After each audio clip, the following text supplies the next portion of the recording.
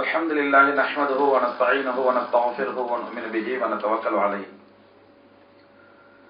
ونعوذ بالله من شرور أنفسنا ومن سيئات أعمالنا من يهده الله فلا مضل له ومن يضلل فلا هادي له ونشهد أن لا إله إلا الله وحده لا شريك له ونشهد أن سيدنا نبينا مولانا محمدا عبده ورسوله أما بعد فقد قال الله تعالى في القرآن العظيم والفرقان المجيد فأعوذ بالله من الشيطان الرجيم بسم الله الرحمن الرحيم إن الذين يأكلون الربا لا يقومون إلا كما يقوم الذي يتخبطه الشيطان من المس ذلك بأنهم قالوا إنما البيع مثل الربا صدق الله العظيم وقال نبينا عليه الصلاة والسلام روى أبو سعيد الخدري رضي الله تعالى عنه عن النبي صلى الله عليه وسلم من أتى بابا من أبواب الربا كمن أتى أمه 70 مرة أو كما قال عليه الصلاة والسلام خرجه முஸ்னத் அஹ்மத். கண்ணியத்திற்கும் மரியாதைக்கும் உரிய எனது அருமை சகோதரர், தென்னகத்திலே தென் தமிழ்நாட்டிலே பிறந்து மலேசிய தமிழ்வாழ் முஸ்லிம்களுக்காக தன்னை அர்ப்பணித்து பணி செய்து கொண்டிருக்கும் மரியாதைக்குரிய மௌலானா கம்பம் பீர் முகமது பாக்கவி ஹதரத் அவர்களே, மற்றும் மேடையில் வீட்டிருக்கக்கூடிய இந்தியா மஸ்ஜிதினுடைய இரண்டாவது இமாம் மரியாதைக்குரிய மௌலானா அவர்களே, மற்றும் மௌலவி ஜாகிர் ஹுசைன் காசிமி ஹதரத் அவர்களே, பெரியோர்களே, சகோதரர்களே, தாய்மார்களே, அளவிலா கருணையும் நிகரிலா கிருபையும் கொண்ட எல்லாம் வல்ல அல்லாஹ் ரப்பல் ஆலமீனுடைய பேரருளாலும் பெருகிருபையாலும் என்னுடைய சிறிய உரையை ஆரம்பம் செய்கின்றேன். கண்ணியத்திற்குரியவர்களே, எனக்கு முன்னால் பேசிய பீர் முகமது ஹசரத் அவர்களை பயான் செய்ய சொன்னால் சுருக்கமாக என்னை அறிமுகப்படுத்திவிட்டு முடித்துக் கொண்டார்கள். அவர்கள் பயானை கேட்பதற்கு நானும் ஆர்வமாக இருந்தேன். அதே போன்று எனக்கு முன்னால் பேசிய ஜாகிர் ஹுசைன் ஹசரத் அவர்களும் என்னை பற்றி சொல்லும் பொழுது சற்று மிகையாக, சற்றல்ல அதிகமாகவே மிகையாக சொல்லிவிட்டார்கள். மற்றபடி அவர்கள் சொல்லக்கூடிய அளவுக்கெல்லாம் நம்ம பெரிய அளவிலே கல்வி ஞானமோ அல்லது பெரிய அளவிலே பணி செய்யக்கூடிய ஆளா அல்ல. அல்லாஹ்வுடைய கிருபையினால் சென்னையிலே மக்கா மஸ்ஜித் என்ற பள்ளியிலே இருக்கக்கூடிய ஒரு சாதாரண இமாம், அவ்வளவுதான். மற்றபடி எல்லா புகழுமே அல்லாஹ்வுக்குரியது. கண்ணியத்திற்குரியவர்களே, எனக்கு இங்கே கொடுக்கப்பட்டிருக்கக்கூடிய தலைப்பு நவீன அடிமைகளின் விடுதலை. இந்த தலைப்பை கேட்டவுடனேயே நம்மில் பல பேர் இது என்ன தலைப்பு, நவீன அடிமைகளின் விடுதலை என்றால் நவீன காலத்திலே எங்கே அடிமைகள் இருக்கின்றார்கள், அப்படியே எங்காவது அடிமைகள் இருந்தால் அந்த அடிமைகளை நாம் எப்படி விடுதலை செய்ய முடியும் என்ற சந்தேகம் நம்மில் பல பேருக்கு ஏற்பட்டிருக்க கூடும். அன்பு சகோதரர்களே, நவீன அடிமைகளின் விடுதலை என்று சொன்னவுடன் வேறு யாரோ அடிமை தளத்திலே சிக்குண்டதை போன்றும் நாம் அவர்களை விடுதலை செய்வதை போன்றும் எண்ணிக்கொண்டால் நம்முடைய எண்ணம் தவறு. நவீன அடிமைகள் என்று இங்கே குறிப்பிடப்பட்டிருப்பது நம்மில் பெரும்பான்மையான முஸ்லிம்களை,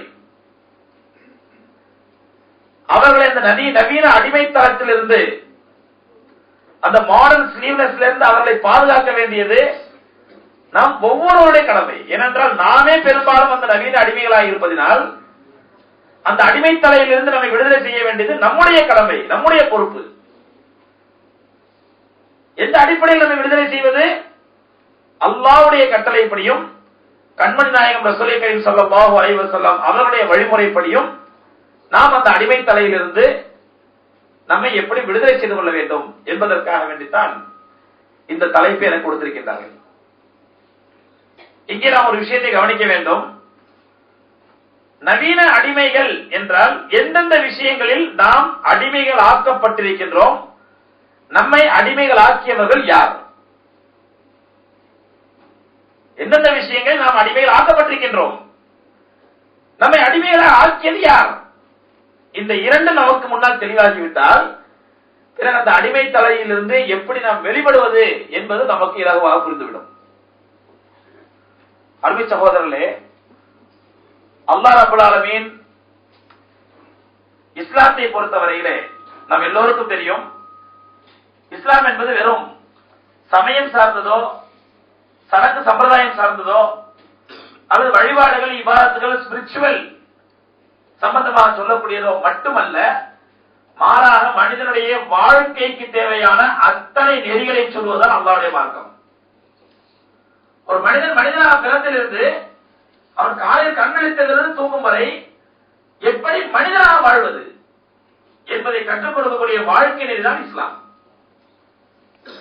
ஆனால் பெரிய வேதனை என்னவென்றால், அதற்கு அவர்கள் சொன்னதை போன்று அந்த இஸ்லாத்தினுடைய அடிப்படையை முஸ்லிம் அல்லாத சகோதரர்களும் புரிந்து கொள்ளவில்லை. இஸ்லாத்தை பின்பற்றுபவர்களாக சொல்லக்கூடிய நாமும் அவர்களுக்கு புரிய வைக்கவில்லை. நாம் ஏன் முஸ்லிம் அல்லாத சகோதரர்களுக்கு இந்த புனிதமான தீனுல் இஸ்லாத்தை புரிய வைக்கவில்லை என்றால், நாம் முதலில் முழுமையாக புரிந்து கொள்ளவில்லை, அதன்படி நடக்கவில்லை. அது என்ன? அல்லாஹ் ரப்பல் ஆலமீன் தீனுல் இஸ்லாம் ஒரு வாழ்க்கை நெறி. வாழ்க்கையினுடைய அடிப்படை தேவைகளில் ஒன்று, இன்றியமையாத தேவைகளில் ஒன்று பொருளாதாரம். பொருளாதாரம் இல்லை என்றால் மனித உலகத்தில் வாழவே முடியாது. ஒரு மனிதன் எனக்கு மனைவி தேவையில்லை, மக்கள் தேவையில்லை, குடும்பம் தேவையில்லை, கோத்திரம் தேவையில்லை, ஊர் தேவையில்லை, வாசல் தேவையில்லை, ஒன்றும் தேவையில்லை, நான் சாமியாராக போகிறேன் என்று ஒருவன் துறவரம் மேற்கொண்டாலும் சாமியாராக சென்றாலும் அவனும் பொருளாதாரத்தை விட்டு தப்பிக்க முடியாது. சாமியாராக போயிட்டா கூட, காட்டுக்கு போயிட்டா கூட எதை சாப்பிடுவான், என்ன சாப்பிடுவான்? ஆடு மாடுகளை போட்டு இளைஞர்களை சாப்பிட முடியாது. ஏதாவது சாப்பிடுவதற்கு பொருள் ஏதாவது வாங்கித்தான் ஆக வேண்டும். அந்த பொருளை வாங்குவதற்கு அவனுக்கு ஏதாவது பணம் தேவைப்படத்தான் செய்யும். ஆக பொருளாதாரம் என்பது மனிதனுடைய வாழ்க்கையில் இன்றியமையாதது மட்டுமல்ல, இரண்டர கலந்துவிட்ட ஒன்று. இரண்டர கலந்துவிட்ட ஒன்று. அந்த அடிப்படையில் சகோதரர்களே, நாம் இந்த பொருளாதார ரீதியாக இஸ்லாம் என்ன சொல்லுகின்றது என்றால், இன்னைக்கு பார்க்கின்றோம் படித்த மக்கள், மலேசிய வாழ் மக்கள் எல்லாம் ஏதோ படிப்பறிவு இல்லாத மக்களோ பாமர மக்களோ அல்ல. அல்ஹம்துலில்லாஹ் எல்லாருடைய முகத்தையும் பார்க்கும்போது ஆண்களும் சரி பெண்களும் சரி எல்லாரும் ஓரளவு படித்த மக்கள், தெளிவான மக்கள் இங்க வந்திருக்கின்றீர்கள். அன்றாட உலக நடப்புகளை பார்க்கின்றோம். பொருளாதாரத்திலே எந்த அளவுக்கு வீழ்ச்சி ஏற்பட்டிருக்கிறது, தலைகீழ் மாற்றம் ஏற்பட்டிருக்கிறது. சாதாரண ஏழை நாட்டிலிருந்து பணக்கார நாடுகளிலே உலகத்திலே பெரிய நாடு நாடுதான் என்று சொல்லக்கூடிய அமெரிக்கா வரை எல்லா நாடுகளிலும் பொருளாதாரத்தில் வீழ்ச்சி அடைந்து கிடைக்கின்றது.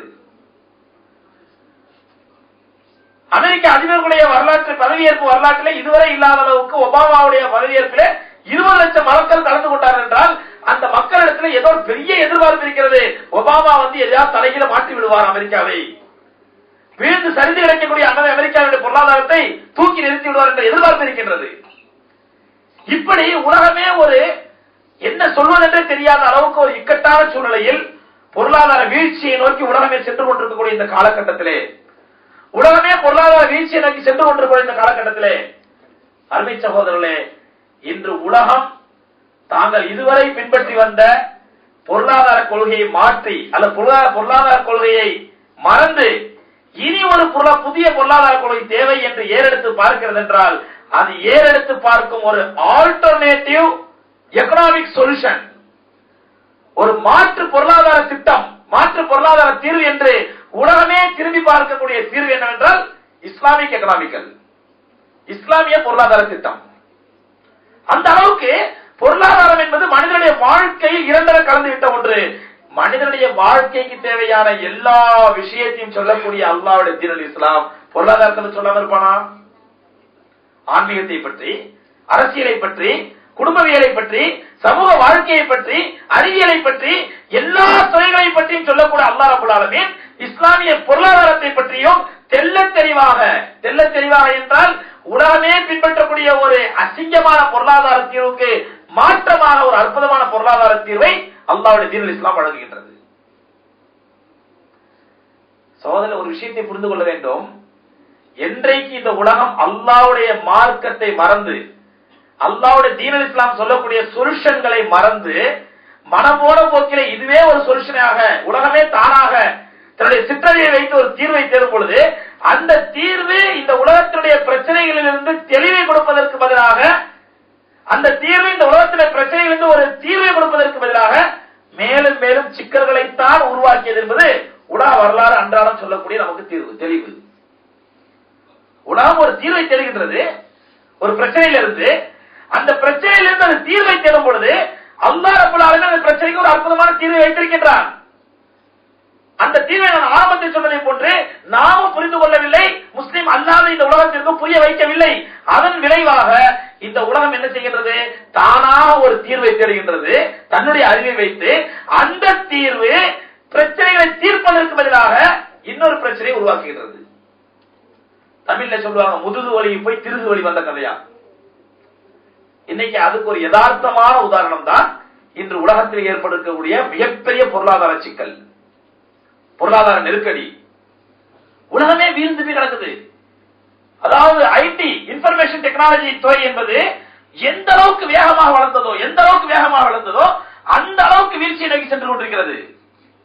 சென்னையில நான் இங்கே வருவதற்கு சில நாட்களுக்கு முன்பாக சத்தியம் கம்ப்யூட்டர்ல வேலை செய்யக்கூடிய எனது நண்பர் ஒரு பையன், ரொம்ப தொகை பார்த்தான பையன், அங்க கம்ப்யூட்டர் இன்ஜினியரா இருக்கான். அந்த பையன் ஜனவரி மாசத்துல சம்பளம் கிடைச்ச உடனே அவன் பட்ட சந்தோஷத்தை பார்க்கணும். அல்ஹம்துலில்லாஹ், அதுல இந்த மாசம் எனக்கு சம்பளம் கிடைச்சிருச்சு. யாருங்க? எந்த ஐடி துறை சம்பளத்தை அள்ளி கொடுக்கக்கூடிய துறையோ, எந்த ஐடி நம்பி சென்னையும் சென்னையை சுற்றுப்புறங்களிலும் நாளுக்கு நாள் ஒவ்வொரு இன்ச்சும் லட்சக்கணக்கில் விலை ஏறியது ரியல் எஸ்டேட் வேல்யூ, எந்த ஐடி நம்பி எல்லா பொருளாதாரமும் உயர்ந்ததோ அந்த ஐடியில வேலை செய்யக்கூடிய ஒரு எம்ப்ளாயி தனக்கு மாத சம்பளம் கிடைத்ததை பெருமையாக சொல்லக்கூடிய அளவுக்கு அல்லாஹ் ரப்பல் ஆலமீன் பொருளாதாரத்துக்கு தலைவர் பற்றி போட்டான். வேலை செஞ்சா சம்பளம் கிடைக்குமான்னு கன்ஃபார்ம் இல்ல ஐடி டிபார்ட்மெண்ட்ல. இன்னைக்கு இந்த அளவுக்கு வீழ்ச்சி ஏற்பட காரணம் என்ன? இந்த அளவுக்கு மிக படுபாதாரத்தில் பொருளாதாரம் செல்ல வேண்டிய காரணம் என்ன? அமெரிக்காவில் எத்தனையோ பேங்க் திவாலாகிவிட்டது. நம்முடைய தமிழ இந்தியாவிலே அமெரிக்கா பேங்க் திவாலான உடனே ஐசிஐசிஐ பேங்க் எப்ப திவாலாகும் என்று தெரியாம எல்லாம் அவசரமா போய் வித்ரா பண்ணிருந்தாங்க. தங்களுடைய அக்கௌண்ட் எல்லாம், தங்களுடைய பணத்தை எல்லாம் அக்கௌண்ட் கிளியர் பண்ணிட்டு இருந்தாங்க. இந்த அளவுக்கு நிலை ஏற்பட காரணம் என்னென்றால் சகோதரர்களே, அல்லாஹ் ரப்பல் ஆலமீன் பொருளாதாரத்திற்கென்று இந்த உலகம் வாழ்வதற்கு, உலக மக்கள் வாழ்வதற்கு என்ன பொருளாதார தீர்வோ, பொருளாதாரத்தை அடிப்படை தீர்வோ, அந்த தீர்வை விட்டுவிட்டு இந்த உலகம் தான் தோன்றித்தனமாக ஒரு தீர்வை தேர்ந்தெடுத்தது. அதன் விளைவு அது பொருளாதார தீர்வை சொல்வதற்கு பதிலாக இன்னொரு சிக்கல்ல போய் மாட்டிக்கிச்சு. கேன்சர் மாதிரி இருந்திருக்குது இவ்வளவு காலமா. இந்த பொருளாதார அழிவு என்பது, பொருளாதார வீழ்ச்சி என்பது கேன்சர், புற்றுநோய் மாதிரி இருந்தது. அது அமெரிக்கா மாதிரி பணக்கார நாடுகள் மூடி மூடி மூடி மூடி வச்சு பார்த்தாங்க. கேன்சர் எவ்வளவு நாளைக்கு மூடி வைக்க முடியும்? புற்றுநோய் எவ்வளவு நாளைக்கு மூடி வைக்க முடியும்? ஒரு நாள் வெடிச்சு வெளியே வந்துருச்சு. இப்ப உலகமே பார்த்து அப்படியே திகச்சு மேலிக்குது. எப்படி இந்த ப்ராப்ளத்தை சால்வ் பண்றதுன்னு தெரியல. அருமை சகோதரர்களே, இதற்கு காரணம் அல்லாஹ் ரப்பல் ஆலமீனுடைய தீர்வை நாம் கைவிட்டது. என்ன தீர்வு? அல்லாஹ்வுடைய தீர்வு என்ன? அதற்கு மாற்றாக இந்த உலகம் மேற்கொண்ட தீர்வு என்ன என்று பார்க்கும் பொழுது, எம்பெருமானார் கண்மணி நாயகம் ரசூலே கரீம் ஸல்லல்லாஹு அலைஹி வஸல்லம் அவர்கள் காலத்திலிருந்து இன்றைக்கு வரை, இன்றைக்கு அல்ல இது கியாமத் நாள் வரை அல்லாஹ்வுடைய கொள்கைகளை விட்டு மக்களை அப்புறப்படுத்தி, அல்லாஹ் சொல்லக்கூடிய சரியான பாதையை விட்டு மக்களை புறந்தள்ளி ஒரு தவறான பாதையின் பக்கம் கொண்டு செல்ல வேண்டும். அதன் மூலமாக உலகத்தில் உள்ள ஒவ்வொரு மனிதனையும் இஸ்லாத்தை விட்டு அப்புறப்படுத்தப்பட்டவனாக ஆக்கி அவனை நரகவாதியாக ஆக்கிவிட வேண்டும் என்று கண்மணி நாயகம் ஸல்லல்லாஹு அலைஹி வஸல்லம் காலத்திலிருந்து இன்று வரை, இன்றிலிருந்து கியாமத் நாள் வரை ஒரு கூட்டம் சூழ்ச்சி செய்து கொண்டிருக்கிறது என்றால் அது அல்லாஹ்வால், அல்லாஹ்வுடைய திருமறையிலே சபிக்கப்பட்ட யூத கூட்டம். யூதர்கள் இஸ்லாத்திலே முதல் எதிரிகள். கண்மணி நாயகம் ஸல்லல்லாஹு அலைஹி காலத்திலிருந்து ரசூலுல்லாஹி ஸல்லல்லாஹு அலைஹி எவ்வளவுதான் அவர்களோட காம்ப்ரமைஸ் ஆகி, எவ்வளவுதான் அவர்களோட அக்ரிமெண்ட் போட்டு, எவ்வளவுதான் அந்த யூதர்களோடு, மதீனத்து யூதர்களோடு தொடர்பு வைத்து அவர்கள் அன்பாக சென்றாலும் கூட பெருமானார் ஸல்லல்லாஹு அலைஹி வஸல்லம் அவர்களையே கொலை செய்வதற்கு திட்டமிட்ட கூட்டம். ரசூலுல்லாஹி ஸல்லல்லாஹு அலைஹி வஸல்லம் அழைக்கிறார்கள், வாங்க முஹம்மதே, எங்க ஊருக்கு வாங்க, எங்க பகுதிக்கு வாங்க, அங்க உட்கார்ந்து சமாதானம் பேசலாம் சொல்லும் பொழுது பெருமானார் ஸல்லல்லாஹு அலைஹி யூதர்களுடைய பேச்சை மீறி கைபர் பகுதிக்கு சென்றார்கள். அந்த பகுதியில அவங்க கோட்டைக்கு பக்கத்துல போய் நிழல்ல உட்கார்றாங்க. தலைக்கு மேல பெரிய பாறாங்களை ரெடி பண்ணி வச்சிருந்தாங்க. ரசூலுல்லாஹ் வந்து உட்கார்ந்தோன்னு அந்த பாறாங்களை தள்ளி நபி ஸல்லல்லாஹு அலைஹி வஸல்லம் மூத்தாக்கணும்னு சொல்லி, ஆனால் எம்பெருமானார் ஸல்லல்லாஹு அலைஹி வஸல்லம் அங்கே போய் உட்கார்வதற்கு முன்பாகவே அல்லாஹ் ரப்பல் ஆலமீன் ஜிப்ரீல் அலைஹிஸ்ஸலாத்து வஸலாம் அவர்களை அனுப்பி அறிவித்து விட்டான், நபியே போகாதீங்க, உங்களை கொல்றதுக்கு தயாரா இருக்கிறாங்க. இப்படி எக்கச்சக்கமான சூழ்ச்சிகள். இதெல்லாம் பார்த்தா கடைசி அல்லாஹ் ரப்பல் ஆலமீன் ஆயத்து இருக்குனா, வலன் தரல்லா அன்கல் யஹூது வலன் நஸாரா ஹத்தா தத்தபிஅ மில்லத்தஹும். நபியே, நீங்க எவ்வளவுதான் அவங்களோட காம்ப்ரமைஸா போனாலும், எவ்வளவுதான் அவங்களோட அக்ரிமெண்ட் போட்டாலும், எவ்வளவுதான் அவங்களோட சாந்தமா போனாலும், எவ்வளவுதான் நீ அவங்களோட அவங்கள இசைத்து போனாலும் அவர்களை ஒருபோதும் உடன் தரலாம், ஒருபோதும் சாட்டிஸ்பை பண்ண முடியாது. உடன் தரலாம் லன் வார்த்தை எதுக்காக அது தெரிய இருக்கிற உலமாக்களுக்கு தெரியும். லன் ஹர்கிஸ் நஹி ஹோகா உருதுல சொல்லுவாங்க, அறவே நடக்காது. உடன் தரலாம் அன்கல் யஹூது வல் நஸாரா, உங்களுடைய விஷயத்திலே யூதர்களும் கிறிஸ்தவர்களும் ஒருபோதும் திருப்தி அடைய மாட்டார்கள். எதுவரை ஹத்தா தத்தபிஅ மில்லத்தஹும், அவர்களுடைய மார்க்கத்தை அவர்களுடைய வழியை பின்பற்றி நீங்கள் ஒரு யூதனாக மாறும் வரை. அல்லாஹ் நபி ஸல்லல்லாஹு அலைஹி வஸல்லம் சொன்னான், உடன் தரலாம் அன்கல் யஹூது வல் நஸாரா, யூதர்களும் கிறிஸ்தவர்களும் ஒருபோதும் உங்களுடைய விஷயத்தை சாட்டிஸ்ஃபை ஆக மாட்டாங்க. நீங்க எவ்வளவுதான் அவங்களோட பிளெக்சிபிளா போனாலும் சரி, எவ்வளவுதான் அவங்களோட இசைவா போனாலும் சரி, உடன் தரலாம் அன்கல் யஹூது வல் நஸாரா ஹத்தா தத்தபிஅ மில்லத்தஹும், அவர்களுடைய மார்க்கத்தை பின்பற்றி நீங்களும் ஒரு யூதனாகவும் கிறிஸ்தவனாகவும் மாறும் வரை அவர்களை திருப்திப்படுத்த முடியாது. குல் இன்ன ஹுதல்லாஹி ஹுவல் ஹுதா, நபியே அப்படின்னு மாறிடாதீங்க, அல்லாஹ்வுடைய நேர்வழி தான் நேர்வழி. அல்லாஹ் உங்களுக்கு கற்றுக் கொடுத்திருக்கிறானே, இந்த நேர்வழிதான் நேர்வழி. இது யாருங்க? கண்மணி நாயகம் ரசூலே கரீம் ஸல்லல்லாஹு அலைஹி வஸல்லம் அவர்களுக்கு அல்லாஹ் ரப்பல் ஆலமீன் சொல்லக்கூடிய எச்சரிக்கை. அப்படிப்பட்ட யூத கூட்டம் அல்லாஹ் இன்னொரு வசனம் சொன்னா, வபாஉ பிகஸபின் அலா கஸப், அல்லாஹ்வுடைய கோபத்திற்கு மேல் கோபத்துக்கு ஆளாகிவிட்டார்கள். என்னென்னலாம் செய்யப்படாத அத்தனை செஞ்சாங்க. எப்படி எப்படிலாம் அல்லாஹ் கோபப்படுத்தணும் அப்படிலாம் கோபப்படுத்துறாங்க.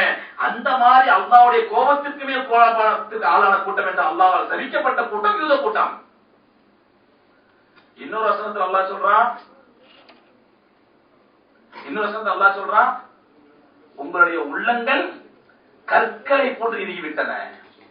அவ் அஷத்த கஸ்வா சும்ம கஸத் குலூபுக்கும் கல் ஹிஜாரா. இது என்ன சொல்றான் அல்லாஹ்? சூரத்துல் பக்ராவிலே ஒரு 40 வசனத்துக்கு அவங்களுக்கு செஞ்ச நியாமத்தெல்லாம் சொல்லி காட்டுறான். யா பனி இஸ்ராயீல் அஸ்குரு நியாமத்தி அல்லதி அன்அம்து அலைக்கும், பனு இஸ்ரவேலர்களே யூதர்களே, நான் உங்களுக்கு சில அற்புதங்கள் எல்லாம் ஞாபகப்படுத்தி பாருங்கள். வன்னி ஃபல்லல்துக்கும் அலல் ஆலமீன், உலகத்தில் எல்லாரையும் கடந்து உங்களை தான் மேன்மைப்படுத்தி வச்சேன். இதெல்லாம் ஞாபகப்படுத்தி பாருங்க. உலகத்தில் யாருக்குமே செய்யாத அளவுக்கு வானத்திலிருந்து ரிஸ்க் இறக்கணும், உங்களுக்கு மனுஷனால இறக்கினேன். சாதாரண உங்களை ஒருத்தர் கொலை செய்யப்பட்டான், கொலை செஞ்சவன் யாரும் தெரியாம தரமாறிக்கிட்டு இருந்தீங்க. நீங்க மூசா அலைஹிஸ்ஸலாம் கேட்டீங்க, உலகத்துல எந்த நபிக்குமே செய்யாத அளவுக்கு ஒரு கொலையாளியை கண்டுபிடிப்பதற்காக அல்லாஹ் சொன்னான். யாருக்குமே செய்யாத அளவுக்கு ஒரு சாதாரண கொலையாளியை கண்டுபிடிப்பதற்காக அல்லாஹ் ரப்பல் ஆலமீன் ஒரு செத்த ஒரு மாட்டை அறுத்து அந்த மாட்டினுடைய ஒரு பகுதியை எடுத்து செத்த மையத்து மேல எடுங்க, அவன் எழுந்து உயிரோட எழுந்திருச்சு தன்னை இன்னார் தான் கொன்றான் என்று சொல்லுவான்ங்கிற அளவுக்கு அல்லாஹ் ரப்பல் ஆலமீன் அற்புதங்கள் நிகழ்த்தி காட்டினான் யூதர்கள் விஷயத்துல. இப்படி அல்லாஹ் செஞ்ச நியமத்தெல்லாம் சொல்லி காட்டுறான். அல்லாஹ் ஒரு விஷயமா சொல்லிட்டு கடைசியா சொல்றான், நீ என்னதான் சொன்னாலும் உருப்பட மாட்டேன், திருந்த மாட்டேன். சும்மா கஸத் குலூபுக்கும் கல் ஹிஜாரா, உங்களுடைய உள்ளங்கள் கற்களை போன்று இறுகிவிட்டன. இல்ல இல்ல, அவ் அஷத்த கஸ்வா, அதை விட கடினமாக இறுகிவிட்டன. கல்லை விட மோசமா இறுகி போச்சு.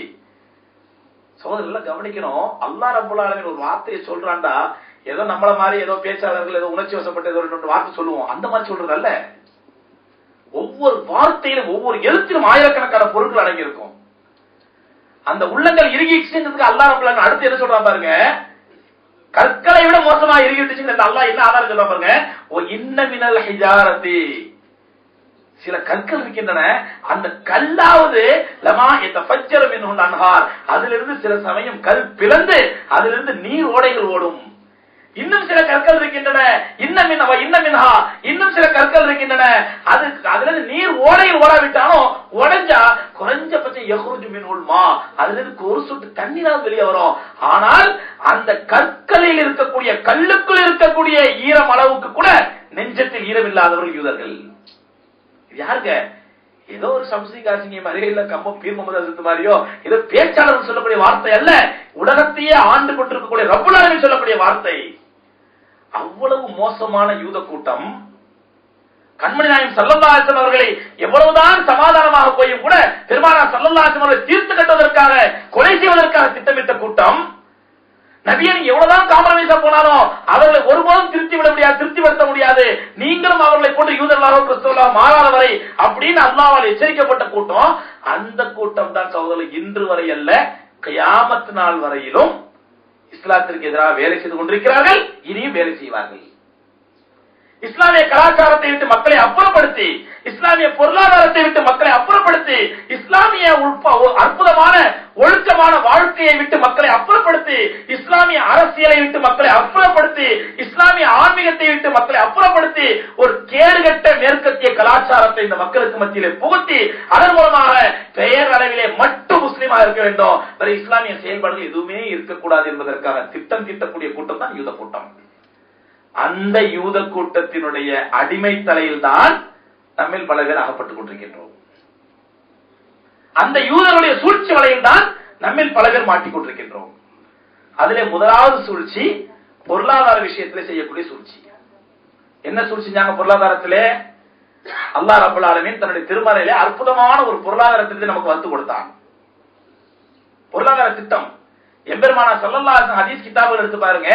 சஹீஹ் புகாரியா இருக்கட்டும், சஹீஹ் முஸ்லிமா இருக்கட்டும், ஜாமி திர்மிதியா இருக்கட்டும், சுனன் அபூ தாவூதா இருக்கட்டும், நஸையா இருக்கட்டும், இப்னு மாஜாவா இருக்கட்டும், எந்த ஹதீஸ் கிதாபை எடுத்து பார்த்தாலும் சகோதரர்களே, அந்த ஹதீஸ் கிதாபிலே கிதாபு ஸலா தொழுகைக்கு ஒரு தனி பாடம், கிதாபுல் ஹஜ் ஹஜ்ஜுக்கு ஒரு தனி பாடம், மற்றபடி கிதாபுல் மனாசி, கிதாபுல் இபாதா இப்படிலாம் போக கிதாபுல் புயூ வியாபாரம் சம்பந்த பொருளாதார சம்பந்தப்பட்டது தனி பாடம் பெரும்பாலான ஹதீஸ்கள் ஒதுக்கப்பட்டது. அந்த அளவுக்கு பொருளாதாரம் என்பது இஸ்லாத்தினுடைய முக்கியமான அம்சங்களில் ஒரு அம்சம். அந்த பொருளாதார திட்டம் தான் அல்லாஹ் ரப்பல் ஆலமீனால் வகுத்து தரப்பட்ட அந்த பொருளாதார திட்டத்தினுடைய மக்களை திருப்பி இந்த யூத கிறிஸ்தவர்கள், குறிப்பா யூதர்கள் இவர்கள் வகுத்து தந்த ஒரு சூழ்ச்சிகரமான திட்டத்திலே இன்று உலகமே அகப்பட்டு சிக்கி திணறிக் கொண்டிருக்கின்றது. அதன் விளைவு இன்னைக்கு அமெரிக்கா முதல் சாதாரண ஆண்டிப்பட்டி வரை அத்தனை பகுதியிலும் பொருளாதார வீழ்ச்சி. அல்லாஹ் ரப்பல் ஆலமீன் தந்த திட்டம் என்ன? முதல்ல அல்லாஹ் பொருளாதாரம் என்ற உடனேயே முதல்ல ஆரம்பிக்கின்றான், இன்னல்லதீன யாக்குலூன ரிபா, இன்னல்லதீன யாக்குலூன ரிபா, யார் வட்டியை உண்ணுகின்றார்களோ, லா யகூமுன இல்லா கமா யகூமுல்லதி யதகப்பது ஷைத்தான மினல் மஸ், அவர்கள் ஷைத்தானால் தீண்டப்பட்டு பைத்தியம் பிடித்தவர்களை போன்று மறுமையிலே எழுப்பப்படுவார்கள். யாருங்க? ஒவ்வொரு பாவத்துக்கும் அல்லாஹ் ஒவ்வொரு தண்டனை சொல்றான். வட்டியோடு சம்பந்தப்படவங்களுக்கு அல்லாஹ் சொல்ற தண்டனை என்ன? லா யகூமுன இல்லா கமா யகூமுல்லதி யதகப்பது ஷைத்தான மினல் மஸ், ஷைத்தானால் தீண்டப்பட்டு பைத்தியம் பிடித்தவனை போன்று மறுமையிலே எழுப்பப்படுவான். ஒருத்த ஷைத்தான் தீண்டி பைத்தியம் ஆயிட்டாங்க, பேய் பிடிச்சிச்சு, நம்ம பாஷையில சொல்றதா இருந்தா, அவனுக்கு என்னங்க அத்தாவை தெரியுமா, அம்மாவை தெரியுமா, மனைவியை தெரியுமா, சகோதரி தெரியுமா, யார தெரியும்? அல்லாஹ்வை தெரியுமா, ரசூலை தெரியுமா? ஒண்ணு தெரியாது. உலகத்திலே பாவம் எல்லாத்தையும் இழந்துருவாங்க, எந்த அடையாளமும் தெரியாது, எதுவுமே தெரியாது. அல்லாஹ் ரப்பல் ஆலமீன் சொல்கின்றான், இது உலகத்தில் இருக்கிற பைத்தியக்காரன். ஆனால் வட்டியை உண்ணுபவன், வட்டியோடு சம்பந்தப்படுபவன் மறுமையிலே ஷைத்தானால் தீண்டப்பட்ட பைத்தியம் எடுத்தவனை போட்டு மறுமையிலே எழுப்பப்படுவான். அப்ப அங்க அவன் அல்லாஹ் பார்க்க முடியாது. எவ்வளவுதான் இபாதத் முட்டி முட்டி செஞ்சிருந்தாலும் அங்க அல்லாஹ் பார்க்க முடியாது. அல்லாஹ் ரசூல் ஸல்லல்லாஹு அலைஹி வஸல்லம் திருமுகத்தை பார்க்க முடியாது, உத்தம சஹாபாக்களை பார்க்க முடியாது, சொர்க்கத்தை பார்க்க முடியாது, நரகம் தெரியாது, ஒண்ணு தெரியாது, பைத்தியமா இருப்பாங்க. சொல்லிட்டு ذالிக, இந்த தண்டனை ஏன் தெரியுமா? காரணம் சொல்றான் அல்லாஹ். ذالிக, இந்த தண்டனை ஏன் தெரியுமா? பி அன்னஹும் காலு இன்னமல் பைஉ மிஸ்லு ரிபா. இது ஏன் தெரியுமா அந்த பனிஷ்மென்ட் அவனுக்கு? ஏன்னா தொழுகலையா அல்லாஹ் கொஞ்ச நேரம் நரகத்துல போடும், அப்புறம் சொர்க்கத்துக்கு அனுப்பிடுவான். நோன்பு வைக்கலையா அல்லாஹ் கண்டிப்பா மன்னிச்சிருவான், அல்லாஹ் எல்லாம் மன்னிக்கவும் செய்யலாம். ஆனால் இந்த வட்டியை சாப்பிடுறவங்களுக்கு அல்லாஹ் ஒரு வித்தியாசமான தண்டனை கொடுக்குறான். ஷைத்தானால் தீண்டப்பட்டு பைத்தியம் எடுத்தவனை போட்டு மறுமையிலே எழுப்பப்படுவான். அதுக்கு அல்லாஹ் என்ன சொன்ன காரணம்? இன்னைக்கு வட்டி வாங்குறவங்கள்ட்ட போய் பாய் வட்டி வாங்காதீங்க பாய், இல்ல வட்டிக்கு கடன் வாங்காதீங்க பாய் அப்படின்ட்டா, அட என்ன ஹஸ்ரத் நீங்க ஹஸ்ரத் மார்க்க பயான் பண்ணுவீங்க, அவ்வளவுதான். நீங்க வியாபாரம் பண்ணி பாருங்க தெரியும். இன்னைக்கு வேர்ல்டுல வந்து இன்ட்ரெஸ்ட் சம்பந்தம் இல்லாம வட்டி சம்பந்தம் இல்லாம வியாபாரம் பண்ண முடியுமா முடியாதான் வந்து பாருங்க. இதெல்லாம் அந்த காலத்துல சொன்னது. இப்ப வட்டி இல்லாம வியாபாரம் பண்ண முடியாது. Just like business, interest just like business. அது வியாபாரத்தினுடைய பல பகுதியில் ஒரு பகுதி. அதை வட்டியை தடுக்கிறீங்க நீங்க. இந்த தண்டனை ஏன் தெரியுமா? இன்னமல் பைஉ மிஸ்லு ரிபா, வியாபாரத்தை போன்றுதான் வட்டியும் என்று அவர்கள் சொல்லிக் கொண்டிருந்தாலும் அந்த தண்டனை. ஆமாங்க வட்டி ஹராம் தாங்க, குடிச்சிக்கிற சில விளைகிறார். இது வேற. இப்படி ஒரு சிந்தனை உள்ளவங்களுக்கு அல்லாஹ் ரப்பல் ஆலமீன் விலகிற பாக்கியத்தை கொடுப்பான், விலகிற வாய்ப்பை கொடுப்பான், அல்லாஹ் காப்பாத்துவான். ஆனா இதெல்லாம் அந்த காலத்துல சொன்னது. இப்ப வட்டி இல்லாம வியாபாரம் பண்ண முடியுங்களா? வட்டி இல்லாம நீங்க வந்து பிசினஸ் பண்ண முடியுமா? இது ஜஸ்ட் லைக் தட் பிசினஸ், அவ்வளவுதான். இது ஒன் ஆஃப் த பிசினஸ் என்று சொல்லிக் கொண்டிருப்பதுதான் அவனுக்கு இந்த மாதிரி பனிஷ்மெண்ட் காரணம் அல்லாஹ் சொல்றான். அருமை சகோதரர்களே, நம்மள பல பேருக்கு வட்டிங்கிறது எவ்வளவு மோசமான ஒரு விஷ வித்துங்கிறது நமக்கு தெரியறது இல்லை. நாம என்ன நினைச்சிட்டு இருக்கோம்டா, கற்பழிப்பு இது ஒரு சமுதாய கேடு, திருட்டு இது ஒரு சமுதாய குற்றம், கொள்ளை இது ஒரு சமுதாய குற்றம், கொலை இது ஒரு மிகப்பெரிய சமுதாய கேடு, இதெல்லாம் சமுதாய கேடுகள். ஆனா வட்டி இது பிசினஸ். இது எப்படின்னு சொன்னா, மக்கள் நடந்து போற பாதை ஒன்று இருக்குது, அந்த பாதையில ஒரு முள்ளு மரம் நிக்குது. ரொம்ப காலம் அந்த முள்ளு மரம் முளைச்சு ரொம்ப காலமாகி மக்களுக்கு கஷ்டம் கொடுத்துட்டு இருக்குது. ஒருத்தர் நல்ல மனுஷன் என்ன பண்றாரு, அந்த முள்ளு மரத்தை வெட்டி வீழ்த்துறாரு. இது போற வர பாதை மக்கள் டிஸ்டர்ப் பண்ணிட்டு இருக்குது, இந்த முள்ளு மரத்தை வெட்டிலான்னு சொல்லி வெட்டுறாரு. வெட்டி முடிச்ச உடனே இன்னொருத்தர் என்ன பண்றாருன்னா, ஒரு விதையை கொண்டு போய் அந்த இடத்துல ஊன்றாரு. அது என்ன விதைன்னு சொன்னா, இதே முள்ளு மரத்தினுடைய விதை. முள்ளு மரத்தினுடைய விதை. அவர்கிட்ட என்னங்க இது, இந்த விதையை கொண்டு போய் ஊன்றீங்க அப்படின்னா, என்ன பேசுறீங்க, அந்த முள்ளு மரத்தை வெட்டினீங்கன்னா அது முள்ளு மரம் மக்கள் தொந்தரவு பண்ணிடுச்சு, அதை வெட்டி சாதிச்சுங்க. ஓகே, இந்த விதை என்ன பண்ணுச்சு, இதுல முள்ளா இருக்குது, இதுல முள்ளா தெரியுது பாருங்க அப்படின்னு கேட்டா அவர் எப்படி நம்ம புத்திசாலி ஏத்துக்க முடியாதோ, அது போன்ற சகோதரர்களே, இன்னைக்கு கொலை, கொள்ளை, கற்பழிப்பு, சூதாட்டம், இன்ன பிற சமூக குற்றங்கள் எல்லாம் முள் மரம் என்றால், இந்த வட்டி என்பது முள் வெளியே தெரியாத முள் வித்து, வெளியே தெரியாத முள் வித்து. அதனாலதான் அல்லாஹ் ரப்பல் அன்னைக்கு அதுக்கு பெரிய நிறைய ஆதாரம் சொல்ல முடியும். எந்த நாடுகள் எல்லாம் வட்டி மிகைத்ததோ அந்த நாடுகள் எல்லாம் பொருளாதார குற்றங்கள் அல்ல, சமூக குற்றங்கள் அதிகரித்தன. கற்பழிப்பு ஒரு நாட்டில் அதிகரித்தது என்றால் அதற்கு காரணம் வட்டி. கொலை கொள்ளைகள் அதிகமானது என்றால் அதற்கு காரணம் வட்டி. சூதாட்டம் அதிகமானது என்றால் அதற்கு காரணம் வட்டி. இதுக்கு ஆயிரக்கணக்கான ஆதாரம் சொல்ல முடியும். குறிப்பா நம்முடைய இந்தியா எடுத்துங்க, மலேசியாவினுடைய பொருளாதார திட்டம் அல்ஹம்துலில்லாஹ் ஒரு இஸ்லாமிய நாடு, நல்ல அமைப்பிலே, நல்ல சிறப்பான அமைப்பிலே அது இந்த நாடு நிர்வாகம் நடந்துகிட்டு இருக்குது. உங்களை எல்லாம் அல்ஹம்துலில்லாஹ் சிறப்பா வச்சிருக்காங்க. நம்முடைய இந்தியாவுடைய பொருளாதார திட்டத்தை எடுத்துக்கொள்வோமேனால், இந்தியாவில் என்ன வளம் இல்லைங்க, இந்தியாவில் என்ன வளம் குறைச்சல்? கனிம வளம், தாது பொருள் வளம், மினரல் வளம், தண்ணீர் வளம், எல்லா வளம் ரப்பல் ஆலமீன் சிறப்பா கொடுத்திருக்கிறான். ஆனால் அந்த இந்தியாவுடைய நிலைமை இன்னைக்கு என்னன்னு பாத்தீங்கன்னா, 1995 இந்தியாவினுடைய பினான்ஸ் மினிஸ்டர், நிதி அமைச்சர் இந்திய பார்லிமெண்ட்ல ஒரு அறிக்கை சமர்ப்பிக்கிறார். அந்த அறிக்கையில சொல்றார், இந்தியா வேர்ல்டு பேங்க் கொடுக்க வேண்டிய கடன் 44,000 கோடி வருஷத்துக்கு வட்டி மட்டும் கட்டிட்டு இருக்குது. வேர்ல்டு மானிட்டரி ஃபண்ட் என்று சொல்லக்கூடிய, இன்டர்நேஷனல் மானிட்டரி ஃபண்ட் என்று சொல்லக்கூடிய IMF, இந்த இன்டர்நேஷனல் மானிட்டரி ஃபண்ட் என்பது, IMF என்பது இது இன்டர்நேஷனல் மார்வாடி ஃபண்ட் சொல்லலாம். ஏன்னா IMF உடைய வேலை என்ன சொன்னா, இந்த மாதிரி ஏழை நாடுகளுக்கு கடன் தர அள்ளி கொடுத்து வட்டியை புடுங்கிறது. அது IMF என்பதற்கு ஷார்ட் ஃபார்ம் இன்னொரு வார்த்தை சொன்னா இன்டர்நேஷனல் மார்வாடி ஃபண்ட். அந்த இன்டர்நேஷனல் மார்வாடி ஃபண்ட் இந்தியாவுக்கு கோடி கணக்கில் ஆயிரக்கணக்கான கோடி கடனை கொடுத்து, இந்தியா அதற்கு செலுத்தக்கூடிய டெபிட் சார்ஜ், வட்டிக்கு வச்சிருக்க கண்ணியமான பேர் என்ன? ஏன்னா நமக்கு வந்து சில சமயங்கள்ல தமிழ்ல சொன்னா அது ரொம்ப அருவருப்பா இருக்கும், அதே ஆங்கிலத்துல சொன்னா நம்ம கண்ணியமான வார்த்தையா தெரியும். ஜோசியம் பார்க்காதான் சொன்னா அம்மா தப்புதான். அஸ்ட்ராலஜி, நேமாலஜி, ஜெமாலஜி அப்படின்னு அஸ்ட்ராலஜி, திஸ் இஸ் நாட் ஜோசியம், திஸ் இஸ் அஸ்ட்ராலஜி. ஏன்னா இங்கிலீஷ்ல சொன்னா அதுக்கு ஒரு கண்ணியம் வந்துடும். அட கிளி ஜோசி தரப்பா, எரி ஜோசி தரப்பா, அது தரப்பா ஜோசியக்கார, அஸ்ட்ராலஜி இங்கிலீஷ்ல பேர் வச்சுக்கலாம், அது அஸ்ட்ராலஜி, இது ஜோசியம். ஜோசியம் கூட தப்பு தப்பிச்சு பைத்தியங்கள் ஜோசியம், அஸ்ட்ராலஜி அது பார்க்கலாம். நேமாலஜி, அது என்னங்க நேமாலஜி?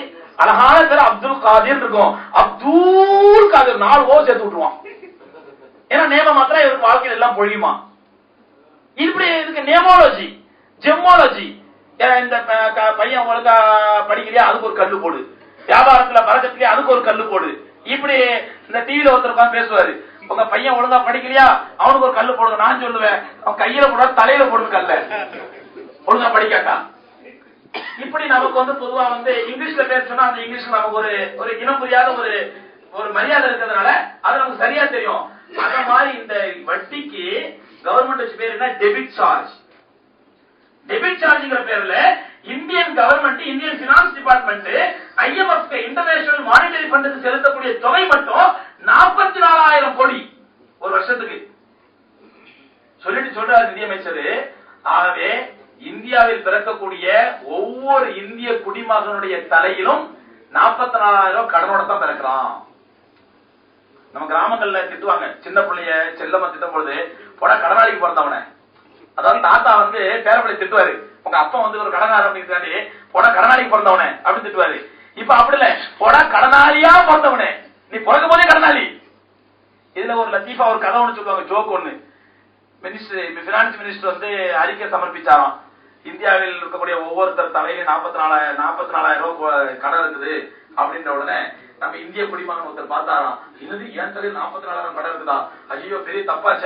உடனே என்ன பண்ணா, இந்தியாவுடைய பினான்ஸ் மினிஸ்டர் ஒரு கடிதம் எழுதுனாலாம், ஐயா நான் வந்து கடனாளியா வாழ விரும்பல, யார்ட்டையும் வாழ்க்கை 5 பைசா கடன் வாங்கினது கிடையாது, ஆனா நீங்க என் தலையில 44,000 கடன் இருக்குதா சொல்லிருக்கீங்க, அதனால இதுக்காண்டி 44,000 செக் எடுத்திருக்கிறேன், இதை வாங்கி உடனே என் கடனை தீர்த்துருங்க, இனிமே என்கிட்ட கேட்காம யார்ட்டையும் கடன் வாங்காதீங்க